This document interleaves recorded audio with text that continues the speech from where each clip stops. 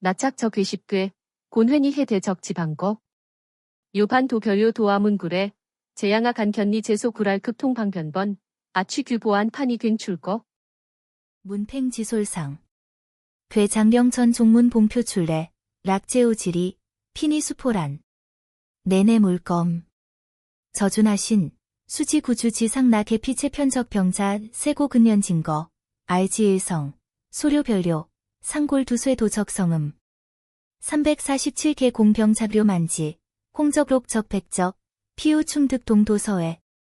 저장심찰 진병 구적 소료치, 혈주삼출래, 혼착 우수왕하적. 3년료. 점해천 등 신사점 출문, 간제보 길차 지전 번완 3개 가구적 알급통, 수피쇠 파리할 과 17차, 동천렬적 구자용 효포전. 취의료 부양손 자간 변타파 부급내 내생 활비적양자. 인식혐처 주인, 설, 매차대니 출문아 도설니 시신대적 보길, 설, 신상나 고수미 훈득 정계 가도시 취적, 홍지 갑솔출 괴장초표, 상타 발규 화자. 내내 몰태두. 저지심한만 참길에, 혼탁저간 정제우리량 길에. 저종 둘이 도출나 장포연 저감 김잡, 발호, 향료일성 취접길에. 나동방자, 저설, 우수순 착취 각창, 대관현재단. 은행수주 지전, 양타문파 가장야 반간정. 저파 잡최회거, 강기나 대정당 향적병 자전 신주진우리. 신후문리 전대 인식적 소성, 첨적, 대개재근 수전 화리소 착설, 총산파나로 동설연료, 옥자리적 취미 총산능 산산료. 내내 몰회두. 저수지찰과 잡면, 모도지 잡인 나일 행철 기적차. 남영차 저 3년 몰제과료, 구도 저 자기도차 전망료. 재성인하게, 만신수미적 보길로 태태, 지전, 정계성 시삼분지이 적루 반저상, 당년 첨적 도시 저일 개인 정명자. 서울의 장마는 항상 갑작스럽게 찾아온다. 김민호는 교실 맨 뒷줄 창가 자리에 앉아 있었다. 창밖은 칙칙한 하늘, 빗줄기가 유리창을 타고 구불구불 흘러내리며 멀리 강남구의 빌딩 숲을 흐릿한 색점들로 잘라냈다. 교실 안에서 담임 선생님이 고등학교 2학년 여름방학 체험학습 신청에 관해 발표하고 있었다. 미국 동부 해안으로 하버드와 MIT를 견학하는 2주 일정. 비용은 350만 원. 신청서와 비용은 이번 주 금요일까지 교무실로 제출하시기 바랍니다. 담임 선생님이 안경을 밀어올리며 시선을 교실 뒷줄에 흘렸다. 어려운 사정이 있는 학생은 개별적으로 저를 찾아오세요. 말이 끝나자마자 교실 안에 수군거림이 일기 시작했다.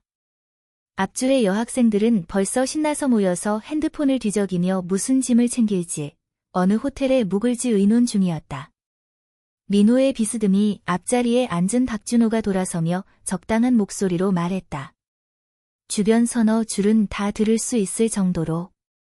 350만 원쯤이야. 우리 아빠가 지난달에 한정판 운동화 사준 게 그 정도인데. 누군가 따라 웃었고 누군가는 못 들은 척 고개를 숙였다. 민호는 목덜미가 뜨거워지는 걸 느꼈다. 시선을 교과서에 고정하고 손가락으로 펜을 꽉 쥐었다. 손가락 마디가 하얗게 질렸다. 박준호는 민호를 놓아줄 생각이 없었다. 민호야, 너희 집 그 아파트 화장실 하나 팔면 되지 않아? 주변에서 참았던 웃음이 터져 나왔다. 민호가 벌떡 일어섰다. 의자가 시멘트 바닥에 긁히며 날카로운 소리를 냈다. 반 전체의 시선이 순간적으로 모아졌고 담임 선생님도 눈살을 찌푸렸다. 김민호 군.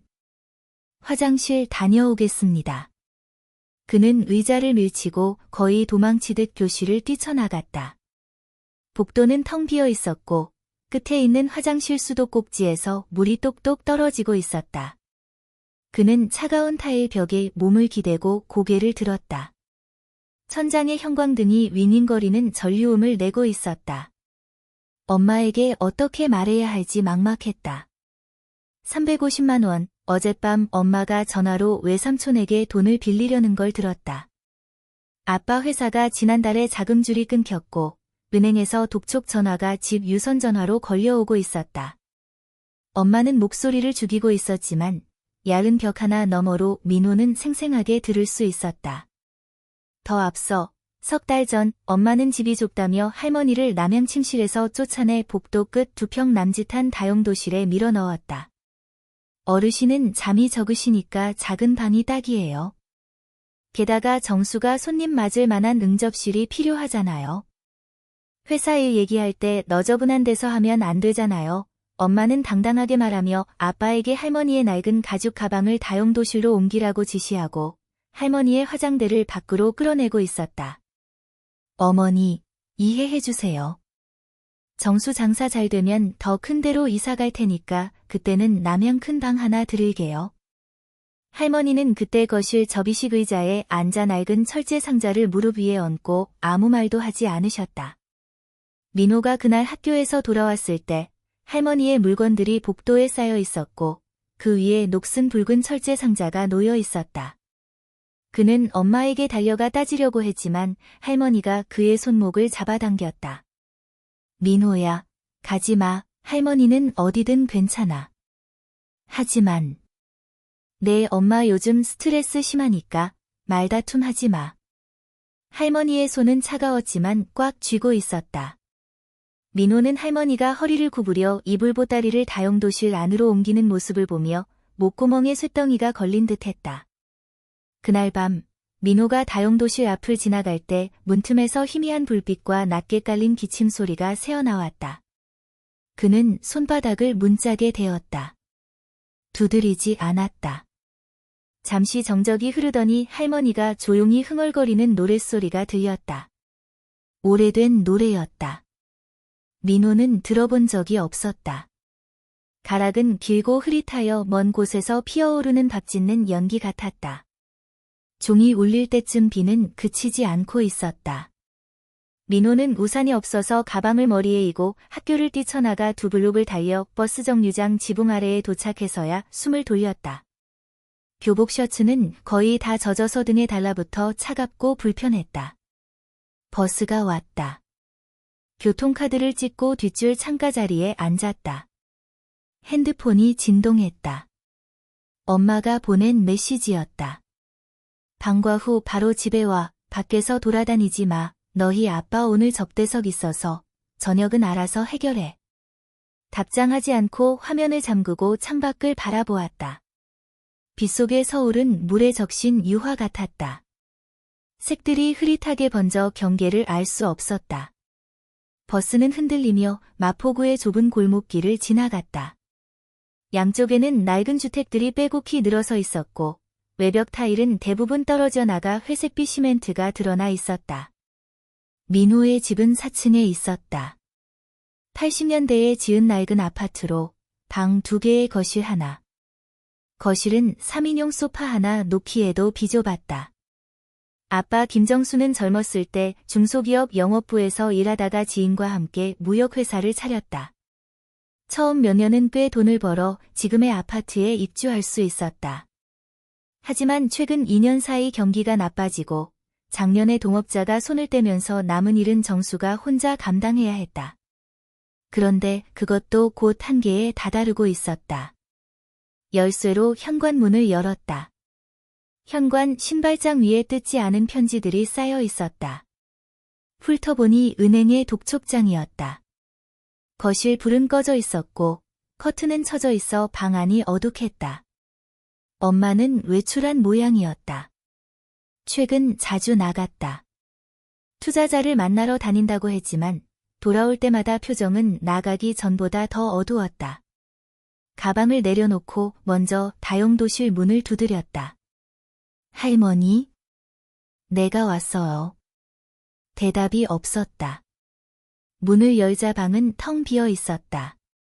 이불은 가지런히 개어져 있었고 할머니의 천신발은 보이지 않았다. 민호의 마음이 가라앉았다. 허리를 굽혀 침대 밑을 살폈다. 비닐봉지 한 모서리가 드러나 있었다. 잡아당기자 딱딱한 골판지와 빈 페트병 여러 개가 나왔다. 골판지에는 빗물이 묻은 자국이 선명했다.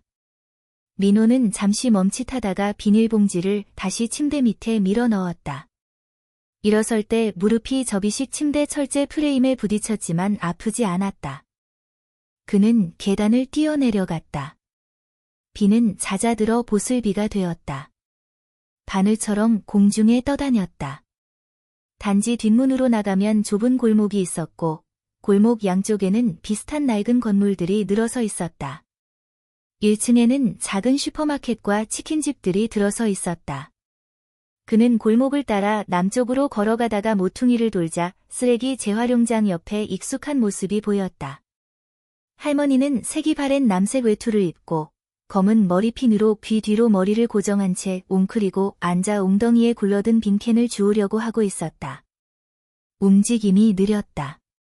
무릎이 불편한지 먼저 손으로 땅을 짚고 일어섰다. 일어선 후 소매로 캔을 닦아 발밑에 보따리에 넣었다. 빗방울이 흰 머리카락에 맺혀 작은 물방울이 되었다. 모자는 쓰지 않아 뒷목이 드러났고 피부는 처지고 주름이 깊었다. 옆집 김 아주머니가 채소 봉지를 든 채 지나가다가 할머니를 보고 걸음을 멈췄다. 입꼬리를 내리며 곁에 있는 일행에게 일부러 들릴 만한 목소리로 말했다. 아이고, 요즘 사람들이 다 그래. 집에 살면서도 고물을 주우러 다니고 집안 자식들이 효도가 없나 보지. 일행이 그녀의 팔을 잡아당겼지만 김 아주머니는 오히려 목소리를 높였다. 내 말이 틀렸어? 저렇게 나이 드신 분이 밖에 쓰러지면 누구 책임질 건데? 게다가 그런 주운 병들은 얼마나 더러운데 집에 가져가면 세균 옮길까 봐. 할머니는 고개를 숙인 채 보따리 입구를 꼭 묶고 천천히 옆으로 비켜서서 그들에게 길을 내주었다. 빗방울이 얼굴에 떨어졌지만 소매로 가볍게 닦아냈다. 마치 먼지를 털어내듯이. 민호의 가슴이 무언가에 강하게 부딪힌 듯했다. 그는 큰 걸음으로 달려가 할머니의 팔을 붙잡았다. 할머니. 할머니가 고개를 들었다. 잠시 멈칫하더니 웃었다. 주름진 얼굴에 부드러운 미소가 번졌다. 아무 일도 없었다는 듯이. 민호야, 너 웬일이니? 할머니는 그냥 근처에서 산책하는 중이야. 마침. 다 봤어요. 민호의 목소리가 떨렸다. 그는 쪼그려 앉아 할머니 발밑에 보따리를 들어 올렸다. 안에서 딸그락 소리가 났다. 페트병과 캔이 부딪히는 소리가 좁은 골목 안에서 유난히도 날카로웠다. 집에 가요. 그가 할머니의 팔을 잡아 일으켰다. 할머니, 우리 집에 가요. 할머니는 입을 열었다가 닫았다. 결국 아무 말도 하지 않고 그의 손등을 가볍게 토닥이며 따라 걸었다. 김 아주머니는 그 자리에 서서 표정이 다소 난처해 보였다. 민호가 그녀 옆을 지나갈 때 그녀를 보지 않았지만 발걸음은 무거웠다. 튄 물이 그녀의 바짓가랑이를 적셨다. 몇 걸음 나가자 뒤에서 격렬 섞인 흥 하는 소리가 들렸다. 그날 밤 할머니는 부엌에서 저녁을 준비하고 계셨다. 후드가 윙윙 돌아가고 주걱이 냄비에 부딪히는 소리가 부엌에서 들려왔다. 된장찌개 향이 섞여 있었다. 민호는 거실의 접이식 책상에 앉아 숙제를 하고 있었다. 펜촉이 종이 위를 긁으며 사각거리는 소리를 냈다. 엄마는 아직 돌아오지 않았다. 할머니가 된장찌개 그릇을 들고 나오자 민호는 펜을 내려놓고 고개를 들어 그녀를 바라보았다. 할머니, 더 이상 그 일 하지 마세요. 할머니는 그릇을 식탁에 내려놓고 손을 닦았다. 할머니는 심심해서. 다 봤어요. 민호의 목소리가 답답하게 울렸다. 그 아주머니가 한 말도 다 들었어요. 할머니는 잠시 멈칫하더니 자리에 앉아 그의 머리를 쓰다듬었다. 손은 거칠었다. 손가락 마디에는 얇은 굳은 살이 있었고 손톱 사이에는 씻지 못한 검은 때가 묻어 있었다. 민호야, 남의 입은 막을 수 없는 거야. 남이 뭐라든 신경 쓰지 마. 할머니는 부끄럽지 않아. 할머니가 병들을 모은 건 너한테 운동화를 사주려고 그런 거야. 내 운동화 밑창이 다달아서 비 오는 날 미끄럽더라. 민호의 코끝이 시큰해졌다. 그는 얼른 고개를 숙여 책을 보는 척했다. 교과서의 글자들이 흐릿하게 번졌다. 그는 눈을 깜빡이며 겨우 글자들을 다시 또렷이 볼 수 있었다. 신발 필요 없어요. 목소리가 쉰 듯했다. 아무것도 필요 없어요. 할머니, 약속해요. 다시는 그 일 하지 말아요. 할머니는 잠시 침묵했다. 마지막으로 한숨을 내쉬며 말했다. 좋아. 할머니가 약속할게. 하지만 다음 날, 민호가 방과 후 돌아왔을 때 할머니는 집에 없었다. 할머니는 민호가 모르는 줄 알았지만 사실 그는 매일 그 골목으로 돌아가 멀리서 지켜보고 있었다. 쓰레기 재활용장 옆에 웅크린 할머니의 모습은 마치 시멘트 틈에 자란 오래된 나무 같았다. 비바람이 불어도 꿈쩍하지 않았다. 민호는 다시는 할머니를 말리지 않았다. 할머니가 이 일을 하는 이유를 알았기 때문이다. 그가 막을 수 없다는 것도 알았다. 그가 할 수 있는 유일한 일은 그 모습을 볼 때마다 마음속으로 소원을 비는 것이었다. 어서 커라. 어서 돈을 벌어라. 어서 할머니를 그 다용도실에서 빼내라. 다음 날 학교에서 박준호가 또 찾아왔다. 쉬는 시간, 전교생이 복도에 줄을 서 있을 때 박준호는 민호 바로 뒷줄에 서서 손가락으로 그의 등을 찔렀다. 야, 김민호. 신청했어? 민호는 돌아보지 않았다. 내 일 아니잖아. 왜 그래? 그냥 동창으로서 걱정되는 마음에 박준호는 싱글벙글 웃으며 일부러 목소리를 높였다. 어려우면 내가 빌려줄 수 있어. 350만 원 정도, 나한테는 용돈 수준인데. 앞쪽 몇몇 학생들이 뒤돌아보았다. 민호는 주먹을 꽉 쥐었다. 손톱이 손바닥을 파고들었다. 저 싱글벙글한 얼굴에 한 대 먹여주고 싶었지만 그 결과를 알고 있었다. 교무실 소환, 부모님 호출, 심하면 징계. 엄마는 요즘 회사 일로 골치가 아팠기에 더 이상 폐를 끼칠 수 없었다. 됐어. 그는 이빨 사이로 두 글자를 내뱉었다. 박준호가 쳇 하며 재미없다는 듯 고개를 돌려 다른 아이와 이야기하기 시작했다. 하지만 점심시간에 상황은 더 악화되었다. 민호가 학교 식당에서 줄을 서서 쟁반을 들고 구석자리를 찾아 앉아 밥을 겨우 두 술 떴을 때 박준호가 두 명의 부하를 데리고 다가와 맞은편에 털썩 앉았다. 김민호, 내가 진짜로 말하는데. 박준호는 다리를 꼬고 숟가락으로 쟁반을 두드리며 말했다. 진짜 돈 없으면 내가 도와줄 수 있어. 조건이 하나 있는데 한 달 동안 내 수학 숙제 대신 해줘.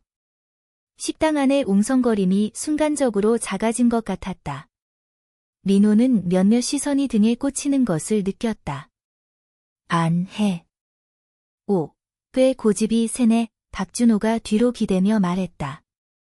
그럼 어쩔 건데? 그 고물 줍는 할머니한테 돈 달라고 할 거야? 할머니가 병을 얼마나 주어야 350만 원을 모을 수 있을까? 민호가 벌떡 일어섰다. 쟁반이 뒤집히며 밥이 식탁 위에 쏟아졌다. 하지만 그의 손은 이미 박준호의 멱살을 잡아 의자에서 반쯤 들어 올린 상태였다. 다시 말해봐. 박준호는 그의 눈빛에 놀란 듯 움찔했지만 버티며 말했다. 내 말이 틀렸어? 내 할머니? 민호의 주먹이 올라갔다. 바로 그때 한 손이 옆에서 다가와 그의 손목을 붙잡았다. 민호. 담임 선생님이었다. 언제 온 건지 모르게 식당에 나타나 두 사람을 험악한 표정으로 바라보고 있었다.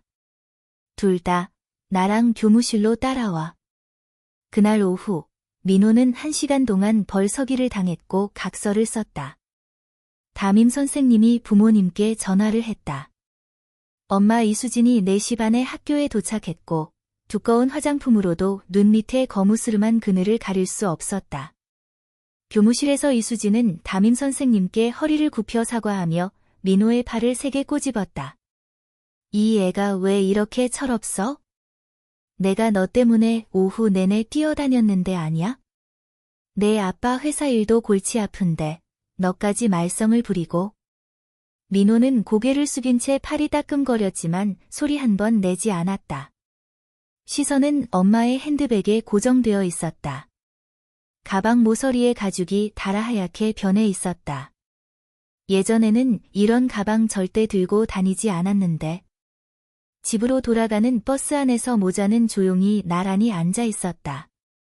이수지는 창가에 기대어 눈을 감고 있었고 눈썹 사이에 주름이 깊었다. 민호가 몰래 그녀를 보니 눈가에 눈물 자국이 있었다. 화장품이 두 줄기 흰 자국을 남겼다. 엄마, 힘내세요 라고 말하고 싶었지만 입술이 움직일 뿐 소리는 나오지 않았다. 저녁에 집에 돌아오니 할머니가 밥을 해두셨다. 이수지는 겨우 웃으며 반 그릇 먹고는 입맛이 없다며 방으로 들어갔다. 민호와 할머니는 마주 앉아 있었고 식탁 위의 반찬은 거의 손대지 않았다. 할머니가 고기 한 점을 집어 민호의 그릇에 넣어 주었다.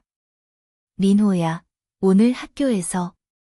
괜찮아요. 민호는 고기를 입에 넣고 힘껏 씹었다. 할머니, 걱정 마세요.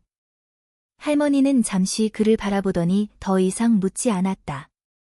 그릇을 거두려고 일어날 때 민호는 할머니의 오른쪽 다리가 아침보다 더 뻣뻣해진 것을 발견했다. 그는 그 다용도실을 떠올렸다. 뒤척이기조차 힘든 좁은 접이식 침대, 그리고 김 아주머니가 골목에서 한 말들. 할머니, 그가 갑자기 입을 열었다. 저 하나 물어볼게요. 응. 할머니는 예전에 무슨 일을 하셨어요? 할머니의 뒷모습이 잠시 멈췄다. 등을 돌린 채 그릇을 손에 들고 몇 초 동안 멈춰 있었다. 할머니는 예전에.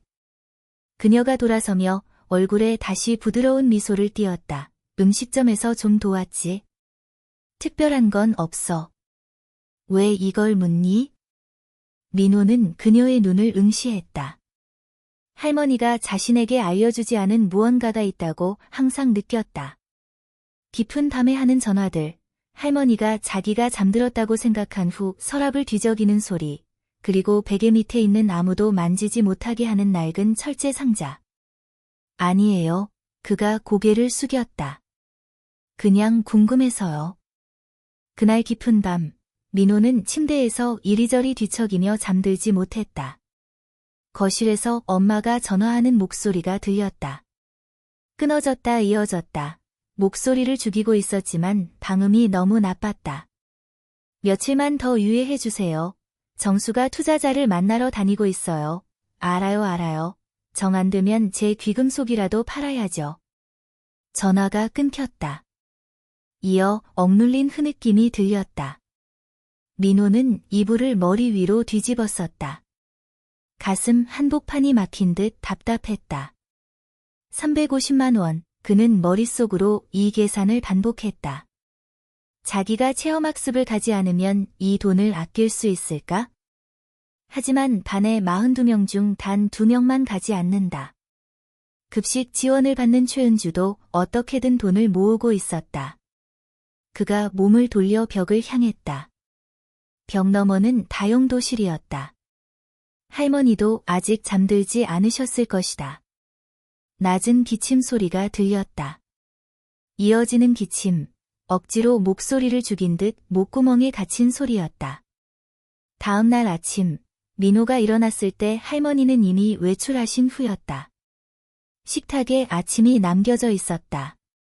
김밥 한 줄, 된장찌개 한 그릇, 그리고 쪽지 1장. 할머니는 아침 시장에 갔다 온다.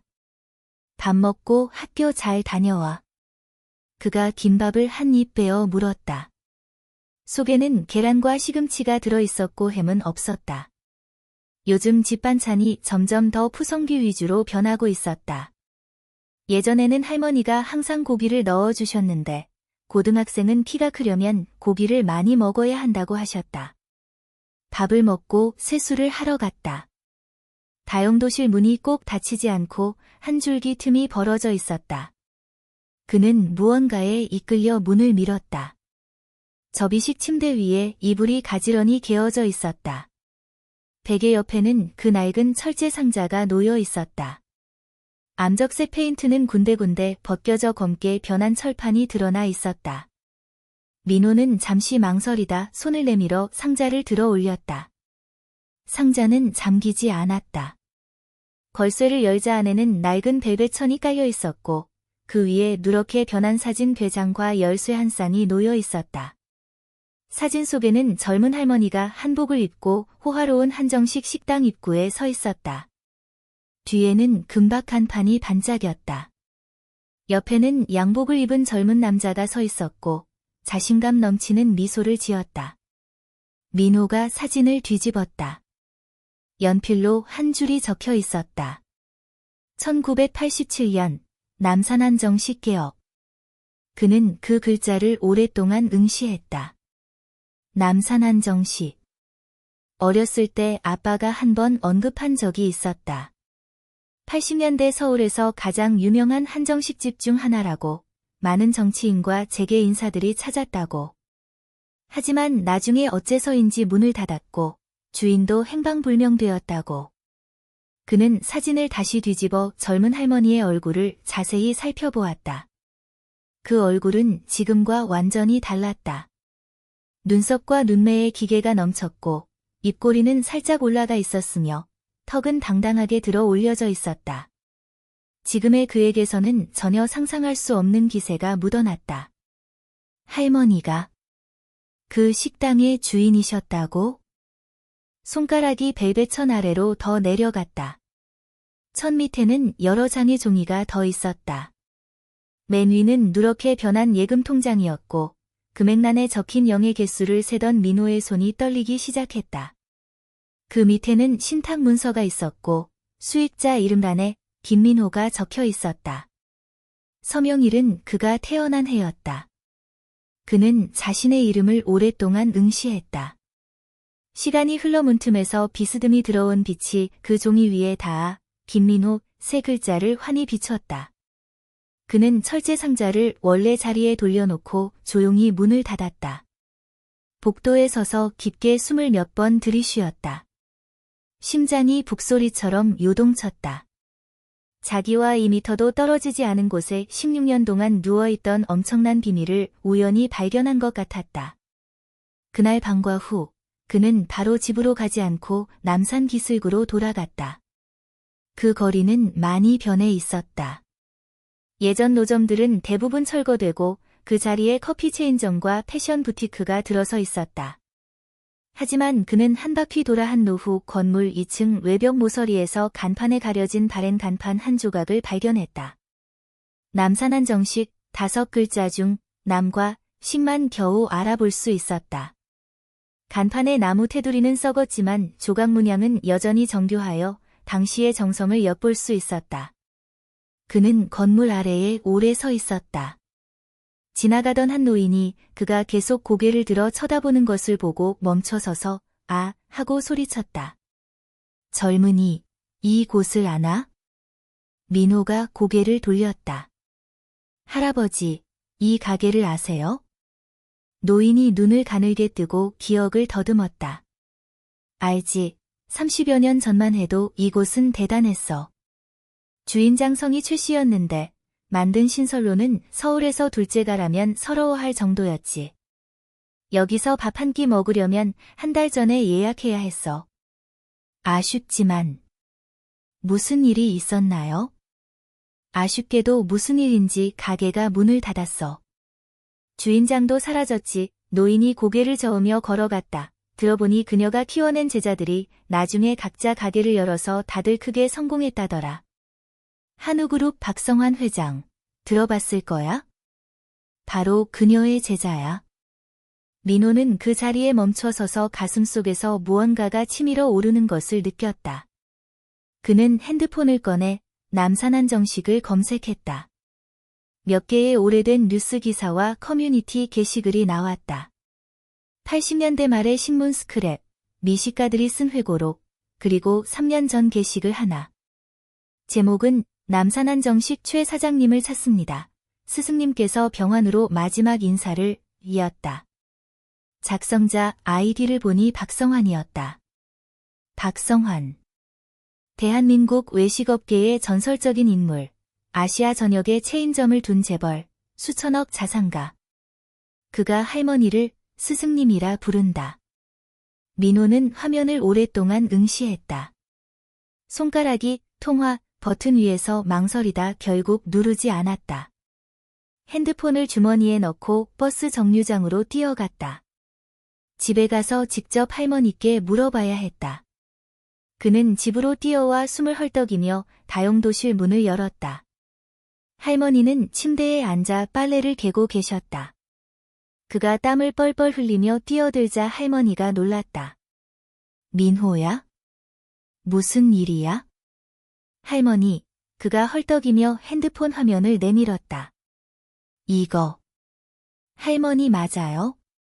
할머니가 화면을 보고 얼굴빛이 변했다. 그러고는 천천히 손에 든 빨래를 내려놓고 오랫동안 침묵했다. 누가 알려줬니? 제가 직접 봤어요. 할머니 예전에. 다 지난 일이야. 할머니가 글을 끊으며 조용히 말했다. 그 모든 건 다 지난 일이야, 민호. 하지만. 민호야, 할머니가 고개를 들어 그를 바라보았다. 눈빛에 그가 한 번도 본 적 없는 복잡한 감정이 스쳤다. 체념 같기도 하고 무거움 같기도 했다. 어떤 일들은 할머니가 알려주고 싶지 않은 게 아니야. 내가 걱정하는 게 싫어서 그래. 지금 내가 가장 중요한 건 열심히 공부해서 대학에 가는 거야. 그 외에는 신경 쓸 것 없어.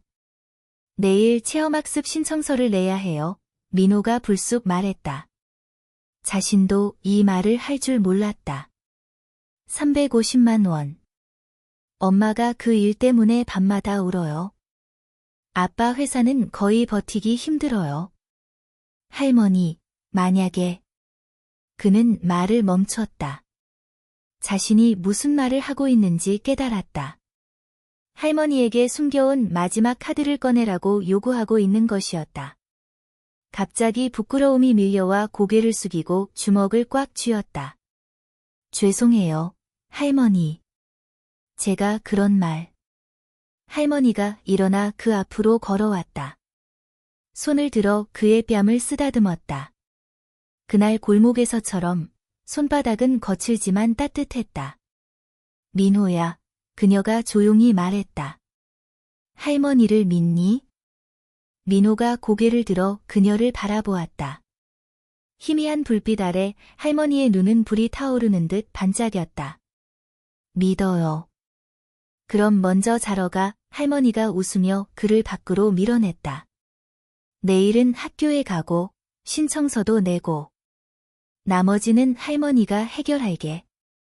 민호는 자신의 방으로 밀려나 문이 닫혔다.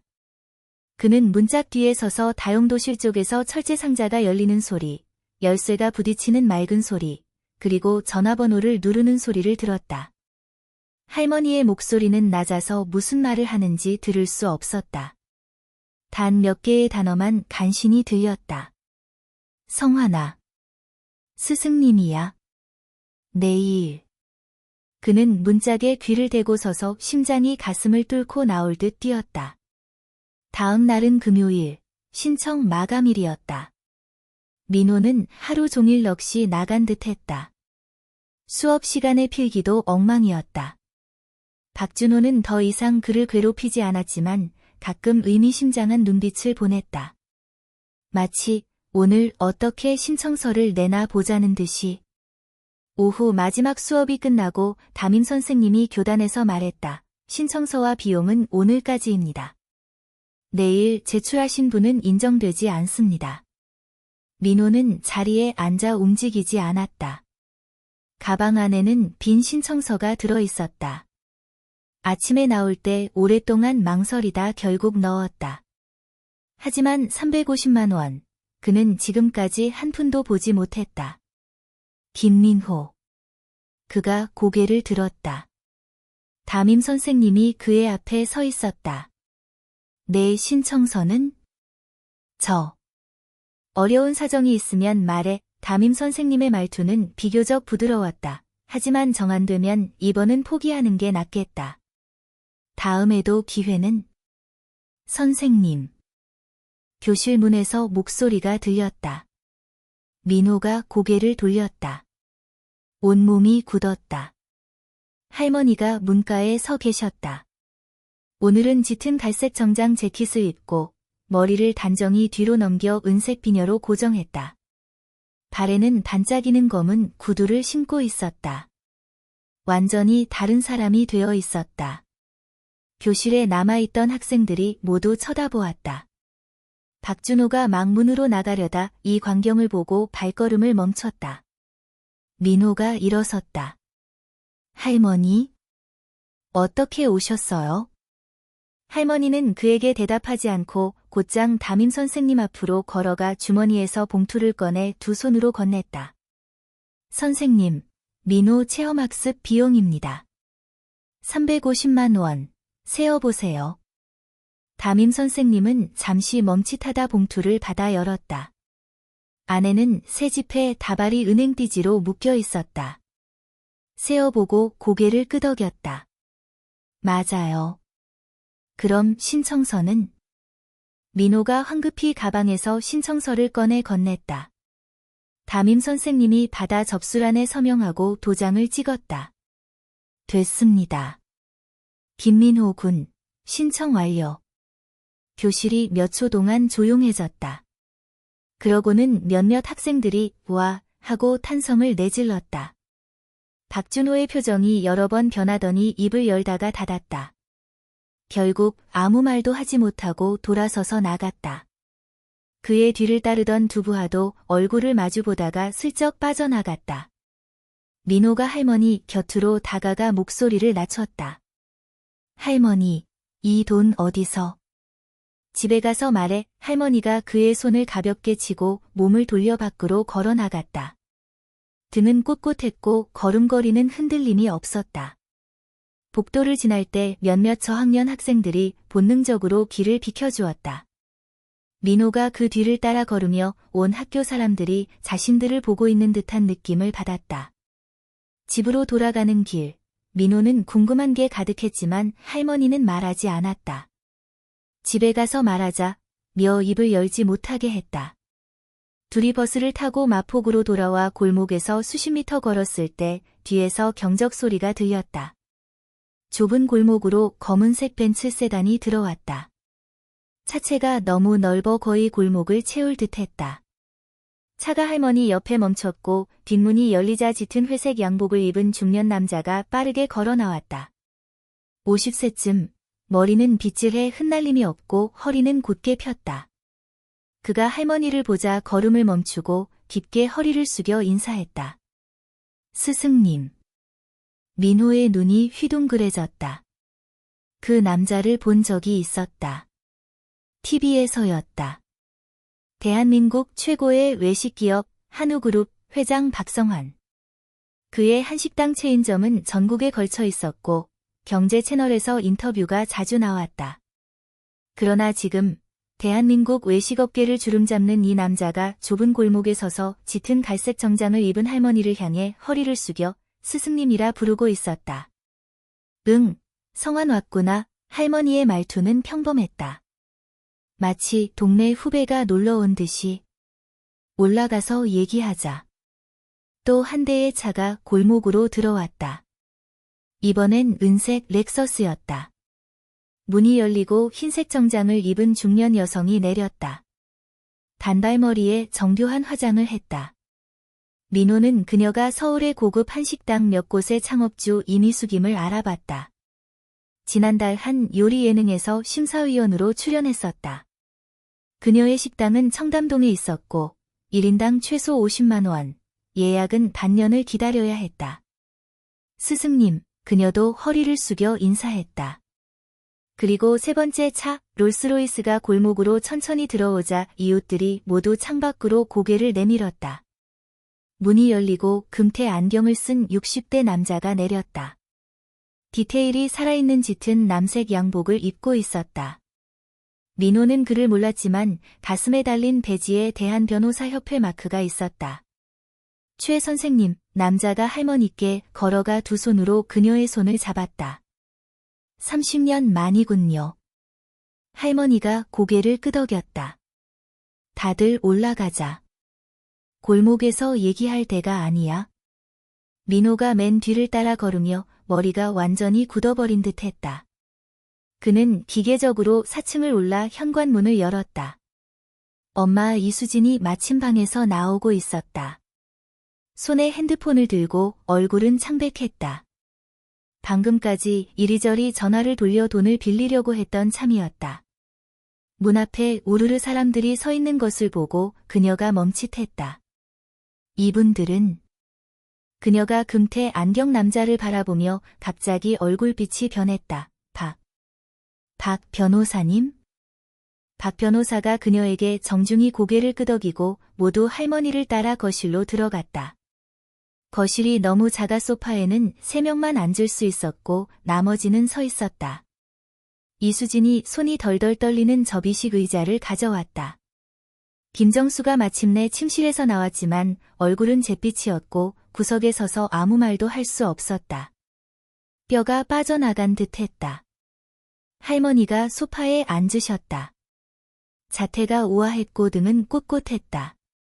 이 비좁은 거실에 전혀 어울리지 않는 모습이었다. 마치 잡동사니 창고에 잘못 놓인 명품 도자기 같았다. 그녀가 둘러앉은 사람들을 차례로 바라보며 입을 열었다. 목소리는 크지 않았지만 한 글자 한 글자가 또렷했다. 오늘 여러분을 부른 데는 몇 가지 일이 있어서야.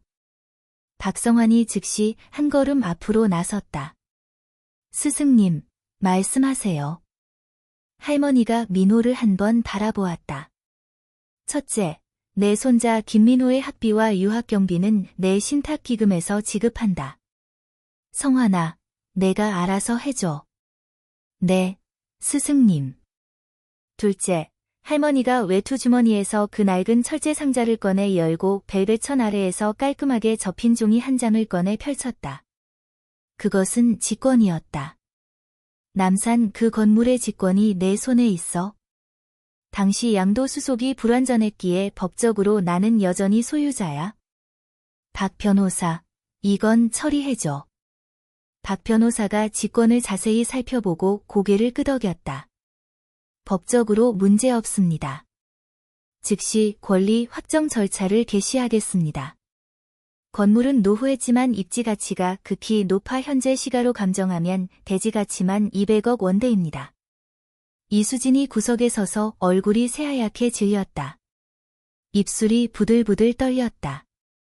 그녀는 그 직권을 바라보고 다시 시어머니를 바라보고 다시 거실에 서 있는 평소 TV에서만 보던 인물들을 바라보며 넋이 나간 듯했다. 김정수는 벽에 기대어 이마에 땀이 흥건했고 한 손으로 벽을 짚지 않았다면 미끄러졌을 것이다. 어머니. 이수진의 목소리는 모기처럼 가냘팠다. 할머니가 그녀를 바라보았다. 그 눈빛에는 어떤 감정도 없었다. 깊은 물처럼 고요했다. 그녀는 이수진을 바라보고 다시 아들을 바라보며 잠시 침묵했다.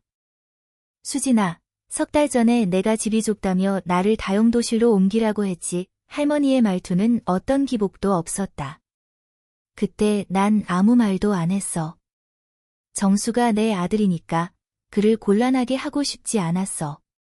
하지만 지금 상황이 달라졌어. 그녀가 철제 상자에서 또 한 개의 열쇠를 꺼내 탁자 위에 밀어 놓았다. 이건 압구정동 그 별장의 열쇠야. 내가 30년 전에 산 건데 지금까지 비어 있었어. 너희가 이 아파트가 좁다고 생각했으니 그 별장은 충분히 넓을 거야. 너희가 살아. 이수진의 눈이 잠시 반짝였고 입술이 움직이며 무언가 말하려는 듯했다. 할머니가 이어 말했다. 하지만 민호는 같이 안 가. 유학 갈 거니까 집에 안 살 거야. 그 별장은 민호 명의로 하고 유학 기간 동안 신탁기금이 관리할 거야. 너희는 내가 어디 살든 난 상관 안 해. 이수진의 얼굴에서 빛이 탁 하고 꺼졌다. 그녀는 입을 벌리고 그 열쇠를 바라보고 다시 시어머니를 바라보며 눈빛이 탐욕에서 공포로 변했다. 어머니, 그녀가 털썩 무릎을 꿇었다. 어머니, 제가 잘못했어요. 제가 어머니를 다용도실로 옮기고 제가 그런 나쁜 말을 하고. 일어나 할머니의 목소리는 여전히 평온했지만 거역할 수 없는 힘이 있었다. 내 사과는 필요 없어. 내가 이렇게 몇 년 동안 나에게 어떻게 했는지 내가 다 알아. 정수는 내 아들이지만 나약하고 너를 무서워해. 그것도 알아. 하지만 오늘 내가 분명히 말할게. 민호의 미래는 내가 책임진다. 너희들의 미래는 너희들이 스스로 책임져. 박성환이 옆에서 목을 가다듬으며 조용히 말했다. 스승님, 압구정 그 별장의 시세는 현재 약 120억 원 정도입니다. 120억, 이수진이 바닥에 무릎 꿇고 온몸을 덜덜 떨었다. 그녀는 무릎으로 기어가며 두 걸음 앞으로 나아가 할머니의 손을 잡으려 했지만 할머니는 무심한 듯 손을 거두었다. 어머니. 어머니 제발요. 정수는 친아들이에요. 회사가 더 이상 버틸 수가 없어요. 우리를 그냥. 버틸 수 없으면 닫아. 할머니가 무릎 꿇은 며느리를 내려다보며 눈빛은 여전히 평온했다. 너희는 3살짜리 아이들이 아니야. 회사는 정수가 직접 시작한 거고 망한 것도 그의 책임이야. 내 돈은 민호 공부시키는 데 쓰는 거지. 너희 구멍 메우는 데 쓰는 게 아니야. 김정수가 드디어 입을 열었다. 목소리는 사포처럼 쉰 듯했다. 어머니. 할머니가 아들에게 고개를 돌렸다. 그 순간 그녀의 눈빛에 무언가 잠시 부드러워졌다. 하지만 그것도 잠시뿐이었다. 정수, 너는 남자야. 내 아내가 나를 다용도실로 쫓아낼 때 너는 옆에 서 있었어. 너는 한마디도 안 했어. 김정수의 얼굴이 새빨개졌다. 입술이 부들부들 떨렸지만 한 글자도 내뱉지 못했다. 너를 원망하지 않아. 할머니가 시선을 거두었다. 하지만 너도 도와줄 수 없어. 내 인생은 내가 사는 거야. 너 40이 넘었잖아. 그 정도는 알아야지. 그녀가 일어나 외투 깃을 정리했다. 자, 할 일은 다 했어. 성환이, 박 변호사, 미수가 수고했어. 다음에 내가 한턱 낼게. 평소 거물인 3사람이 일제히 허리를 숙였다. 스승님, 조심히 가세요. 할머니가 민호 옆을 지나다 잠시 멈췄다. 손을 내밀어 손자의 어깨를 토닥이며 얼굴에 마침내 그 익숙한 부드러운 미소를 띄었다. 민호야, 짐 좀 챙겨. 내일 할머니랑 압구정에 새 집 보러 가자.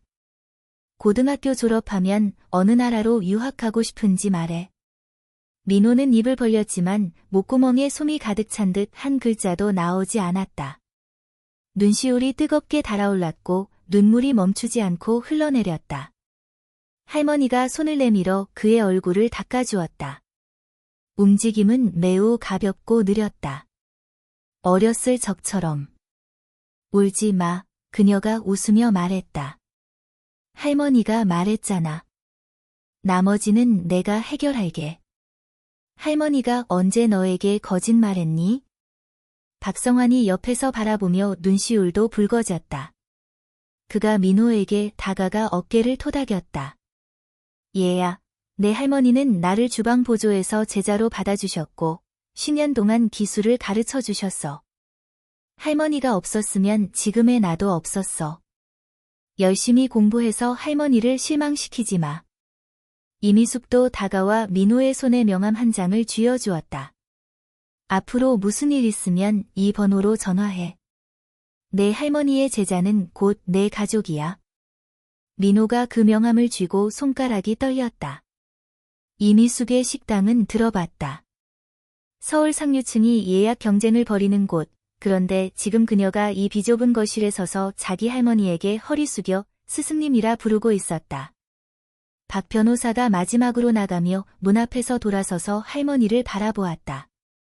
최 선생님, 직권 문제는 최대한 빨리 처리하겠습니다. 안심하세요.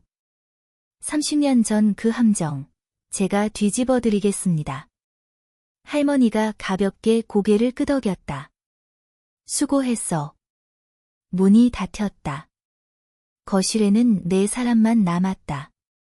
할머니, 민호, 무릎 꿇은 이수진, 그리고 벽에 기대어 식은땀을 흘리는 김정수. 침묵이 오래 지속되었다. 이수진은 여전히 무릎 꿇고 어깨를 들썩이며 흐느끼고 있었다. 김정수는 고개를 숙인 채 마른 나뭇가지 같았다. 할머니가 그 자리에 서서 그들을 잠시 바라보더니 마지막으로 한마디 했다. 집이 좁다고 생각했으니 이 빌라는 너희가 살 필요 없어.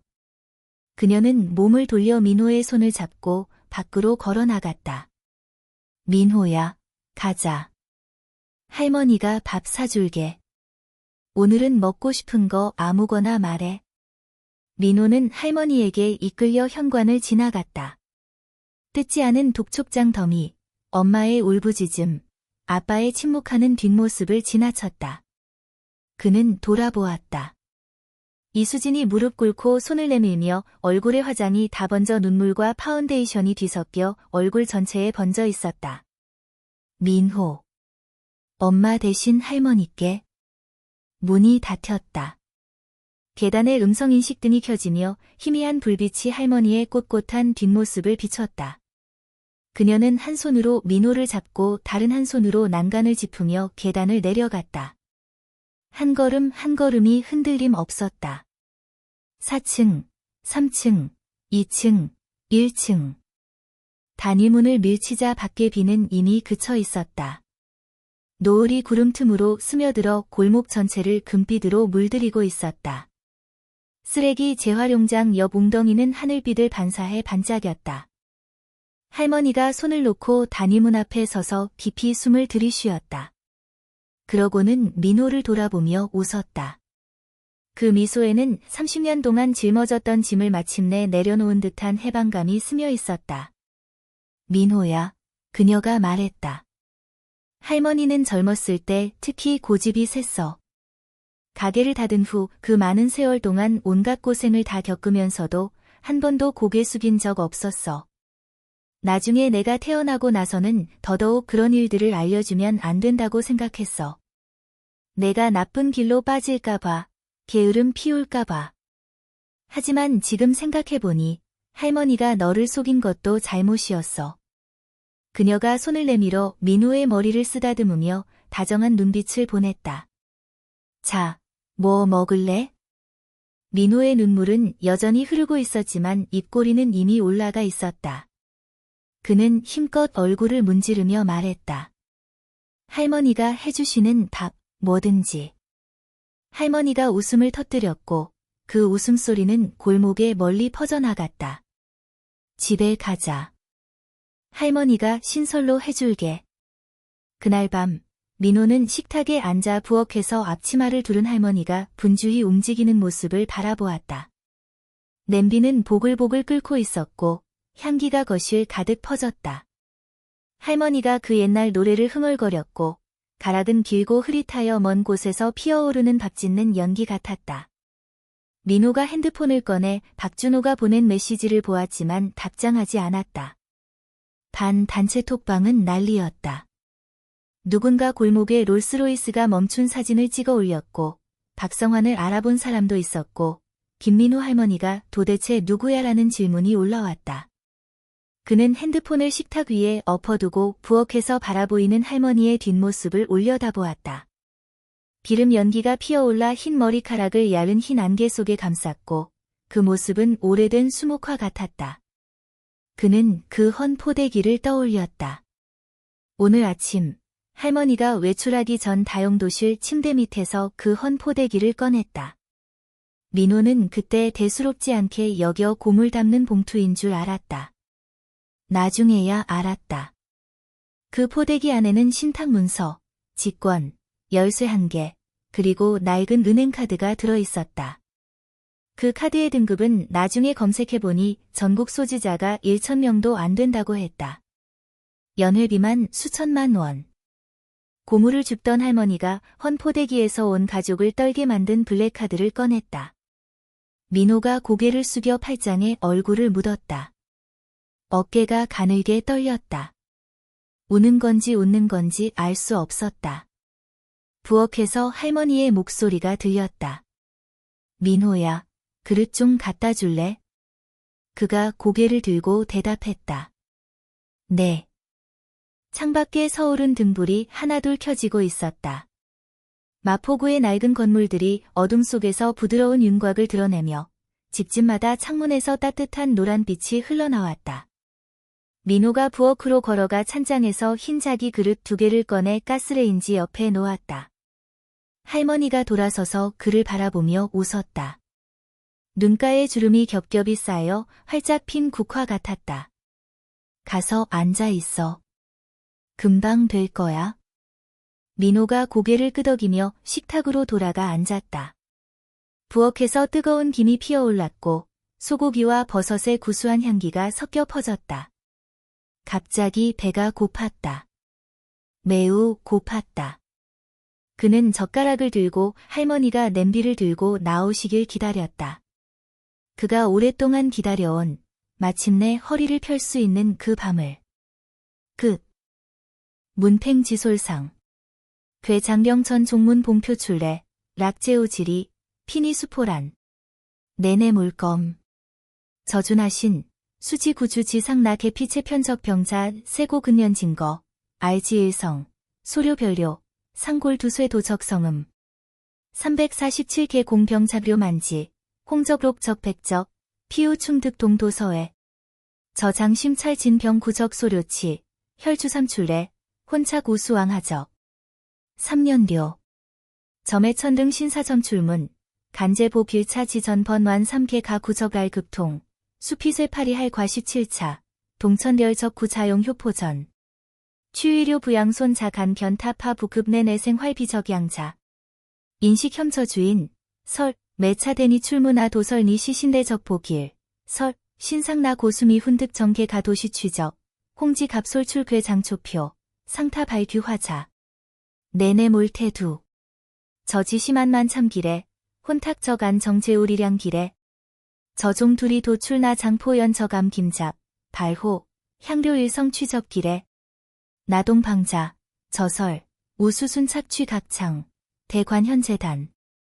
은행수주 지전, 양타문 파가 장야 반간정. 저파 잡최회거, 강기나 대정당 향적병 자전 신주진우리. 신후문리 전대 인식적 소성, 첨적, 대개재근 수전 화리소 착설 총산 파나로 동설연료, 옥자리적 취미 총산 능산산료. 내내 몰회두. 저수지찰과 잡면, 모도지 잡인 나일 행철 기적차. 남영차 저 3년 몰제과료, 구도 저 자기도차 전망료. 재성인하게, 만신수미적 보길로 태태, 지전, 정계성 시삼분지 이적루 반저상, 당면 첨적 도시 저일 개인 정명자. 문팽지솔상. 괴장병천 종문 봉표 출래, 락제오지리, 피니수포란. 내내 물검. 저준하신, 수지구주 지상나 계피체 편적 병자 세고 근년 증거, 알지일성, 소료별료, 상골두쇠 도적성음.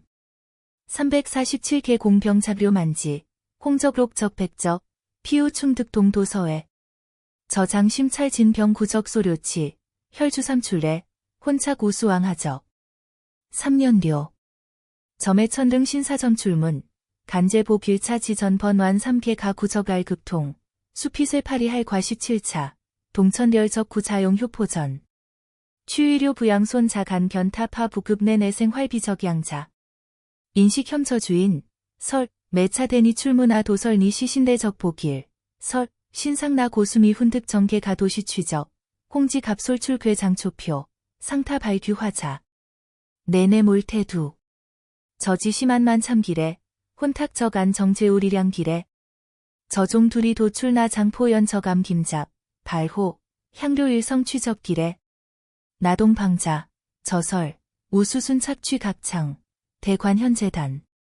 은행수주 지전, 양타문파 가장야 반간정. 저파 잡최회거, 강기나 대정당 향적평 자전 신주진우리. 신후문리 전대 인식적 소성, 첨적, 대개 재근수전 화리소 착설, 총산파나로 동서련료, 옥자리적 취미 총산 능산산료. 내내몰회두. 저수지찰 과잡년, 모도지 자빈 나일 행철 기적차. 남영차 저 3년몰 제과료, 구도 저 자기도차 전망료. 재성인하게, 만신수미적 보길로 태태, 지전, 정계성 시삼분지이 적루반저상, 당년 첨적 도시 저일 개인 정명자. 그는 그 고민형을 안고 침대 가장자리에 오래도록 앉아 있었다. 해가 질 무렵, 부엌에서 할머니가 저녁을 부르셨다. 민호가 계단을 뛰어내려갔다. 식탁 위에는 간장게장, 김치찌개, 고등어 구이, 그리고 몇 가지 반찬이 차려져 있었다. 할머니는 상석에 앉으셨고 옆자리는 비어 있었다. 민호는 그 자리의 식기가 다른 것들과 다르다는 것을 알아챘다. 흰색 도자기에 금색 테두리가 둘러진 세트로 잔과 접시와 숟가락이 완비되어 있었고 아주 가는 무늬가 새겨져 있었다. 그건 내 할아버지가 쓰던 거야. 할머니가 그의 시선을 알아채며 조용히 말씀하셨다. 몇 년에 한 번씩 꺼내서 닦아. 민호는 아무 말 없이 조용히 자리에 앉았다. 그는 갑자기 깨달았다. 할머니는 할아버지와 관련된 모든 것을 조심스럽게 보관하고 계셨다는 것을. 꺼지지 않는 불씨처럼.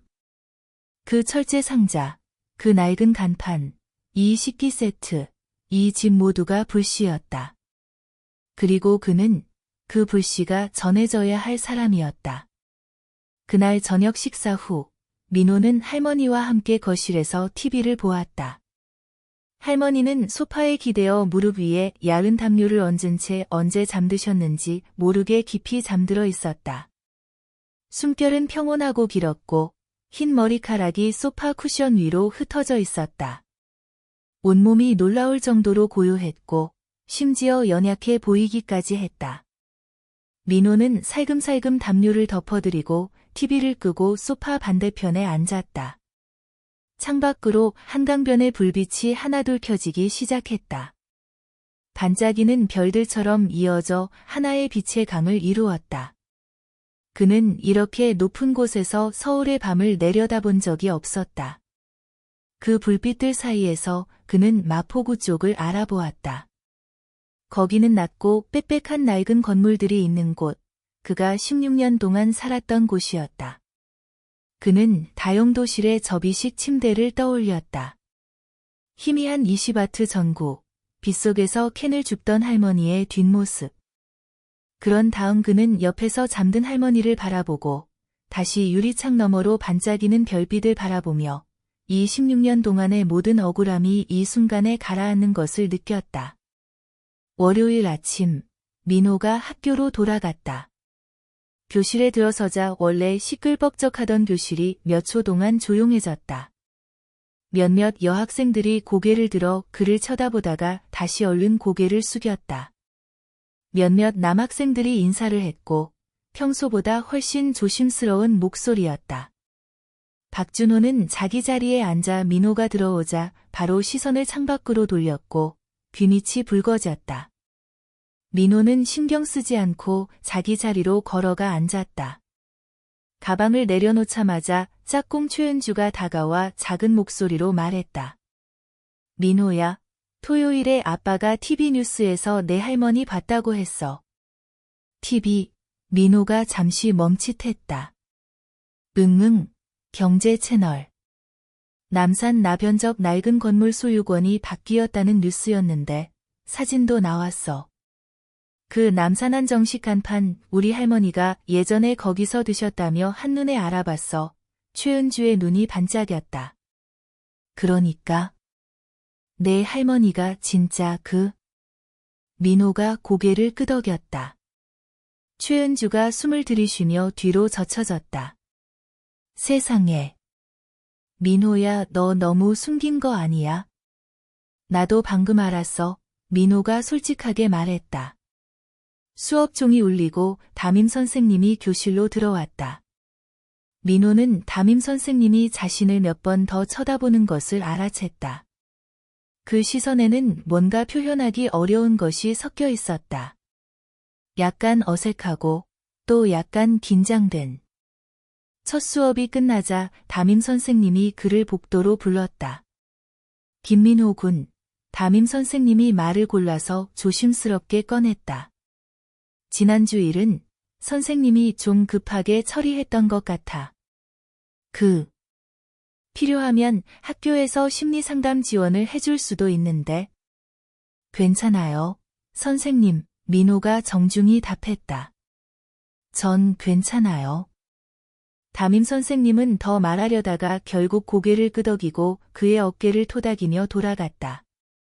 민호는 담임 선생님의 뒷모습을 바라보며 갑자기 웃음이 났다. 지난주만 해도 그는 350만 원 체험학습비 때문에 골머리를 앓았고 벌점을 받고 각서를 쓰고 엄마한테 팔을 꼬집혔다. 그런데 지금 담임 선생님이 이런 조심스러운 말투로 그에게 말하고 있다. 변화가 너무 빨랐다.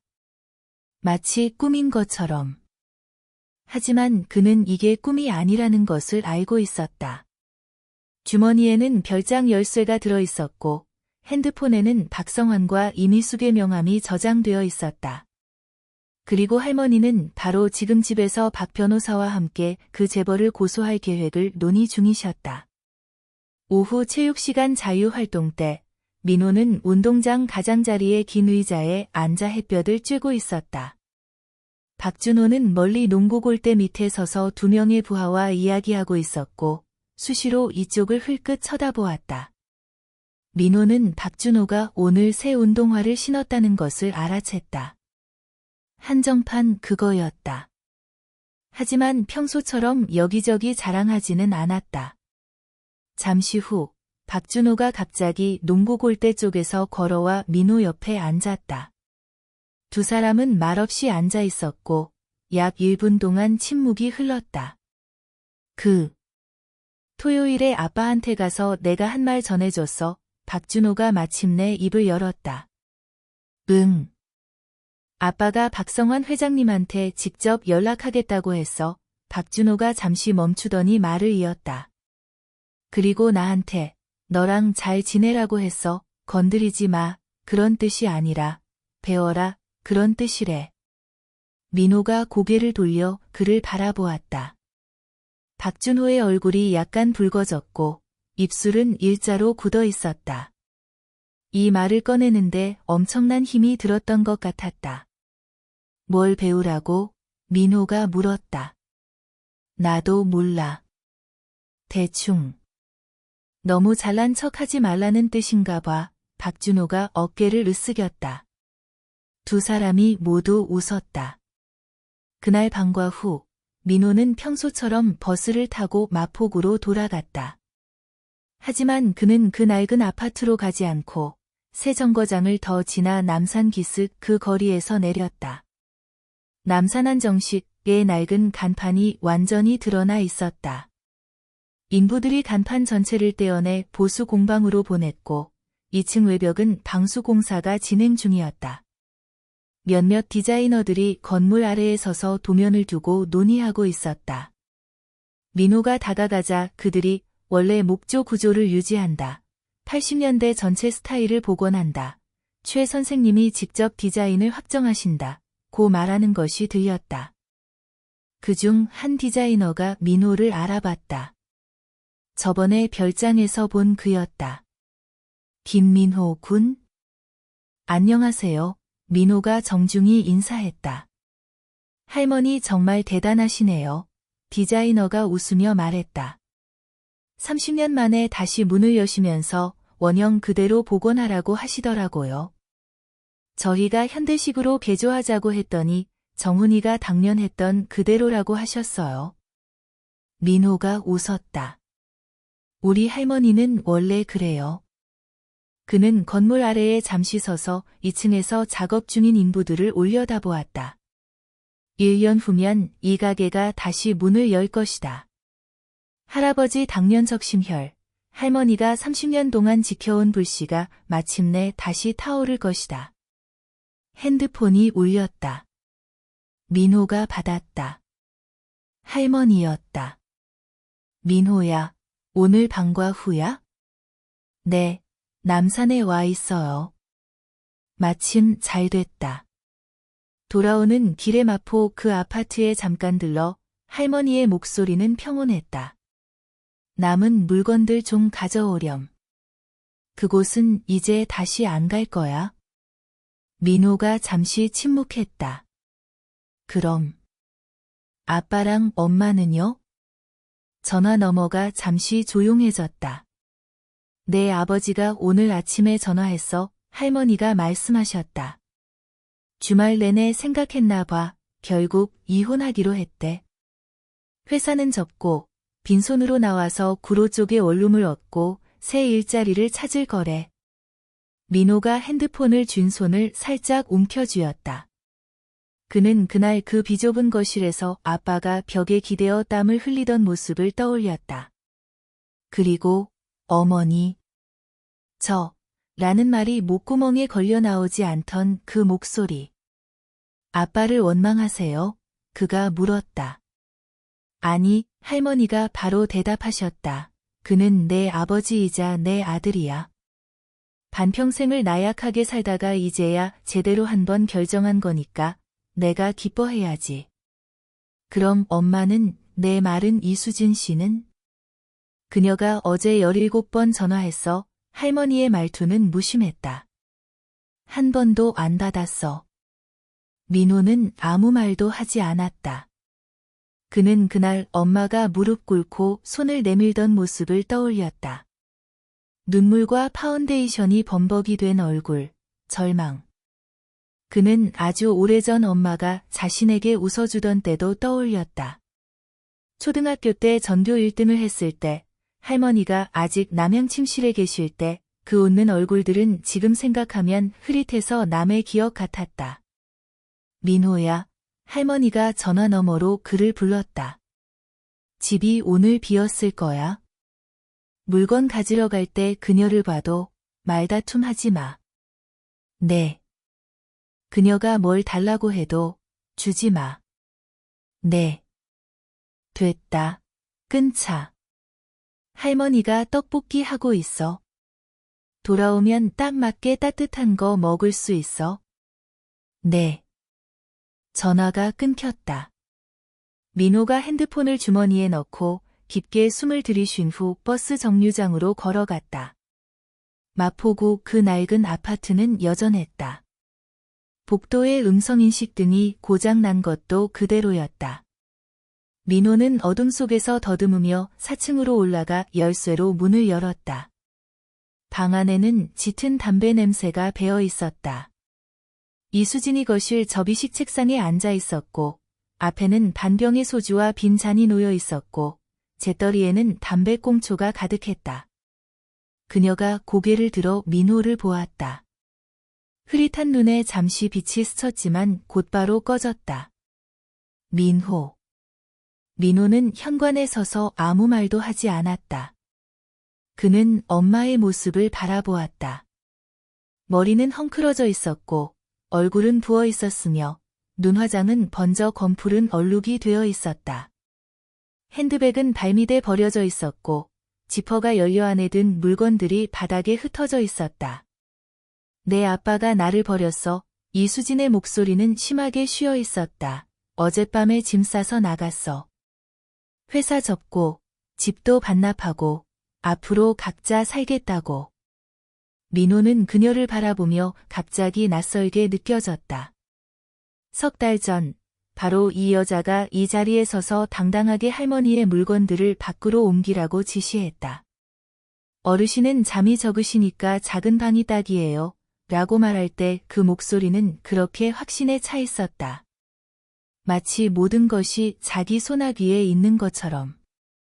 민호, 이수진이 일어섰다. 걸음이 비틀거렸다. 내가 엄마 대신 할머니한테 말 좀 해줄 수 없겠니? 엄마가 잘못 알았어. 앞으로는 절대. 할머니가 엄마를 원망하지 않으신대. 이수진의 눈이 반짝 빛났다. 하지만 다시 보고 싶지 않으신데. 그 빛이 탁 하고 꺼졌다. 이수진은 그 자리에 멈춰 서서 입술을 부들부들 떨었고 눈물이 소리 없이 흘러내렸다. 부은 뺨을 타고 턱 아래로 떨어졌다. 민호는 그녀를 피해 자신의 방으로 들어갔다. 그의 물건은 많지 않았다. 옷 몇 벌, 책 몇 권, 침대 밑에 낡은 철제 필통.